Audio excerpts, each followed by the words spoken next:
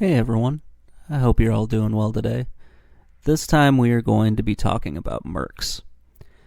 This game's on the Sega Genesis, but it's a little weird and a little bit more complicated than that. So the game started out in the arcade, and it was developed and produced by Capcom.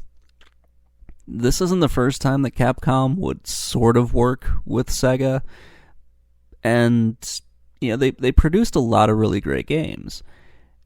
It's sort of strange the way this worked out, but it was how Capcom and Sega kind of got around the licensing agreements with, Nintendo, that sort of thing.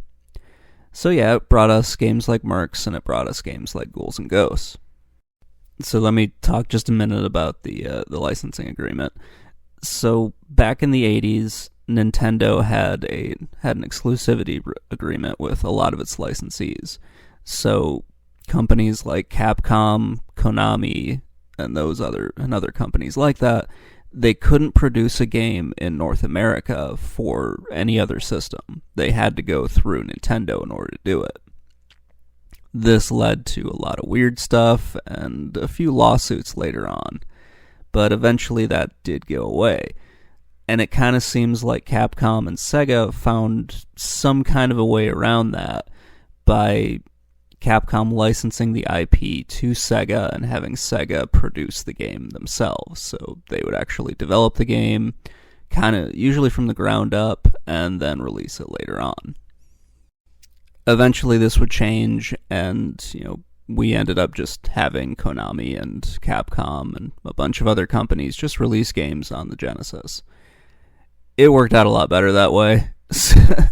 So yeah, that was just kind of a fun story about, just about how Capcom and Sega got around the licensing agreement in some ways.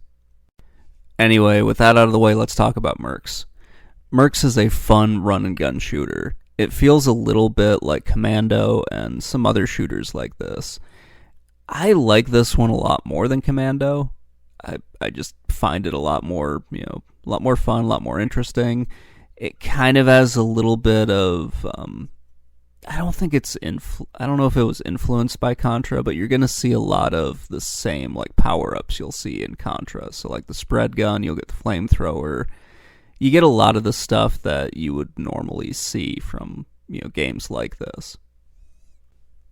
While I was kind of looking up some more information on this, it turns out this was part of a series. I didn't know that it was. It's kind of interesting, though. The thing that I do like and don't like about this game is that I'm glad you don't have one-hit deaths, and you have a power meter, so that's kind of nice. The thing that I don't like is you only have one life, then you have to continue. That I feel is just kind of annoying. I wish they would just, give you more than one life, that kind of thing. You do have a few continues, and the game's nice enough to let you continue right where you left off, so you don't have to try to go through the same level all over again. It's a lot nicer. I really do enjoy that part of it. The graphics are really nice, stuff's pretty detailed for what it is. I think the bosses are pretty awesome. There are a few parts in this where you kind of get stuck in death traps and that sort of thing, which can be a little annoying. It just means you need to really move around. You need to kind of use your reflexes as best you can. Stuff like this right here, where you're stuck in a gun turret, though, that's just kind of annoying, and I really don't like those parts of the game.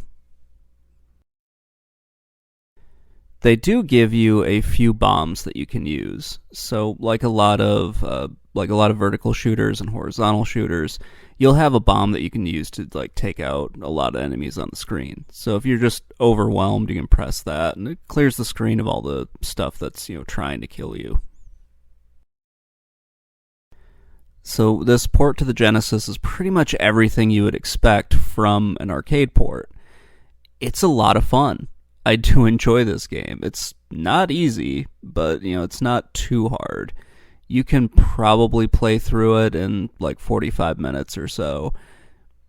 I'm not that good at it, so I usually get stuck on the helicopter boss there, and that's kind of the end of it for me, but I still enjoy playing this every once in a while. This is one of those games that I didn't know about growing up. I didn't know about it in the arcade, didn't know about it on the Genesis, so I didn't really play it until, I started collecting games, and even then I didn't play it until probably a few years ago. But yeah, I'm glad that I have it. Glad I had a chance to play it. It's really a lot of fun.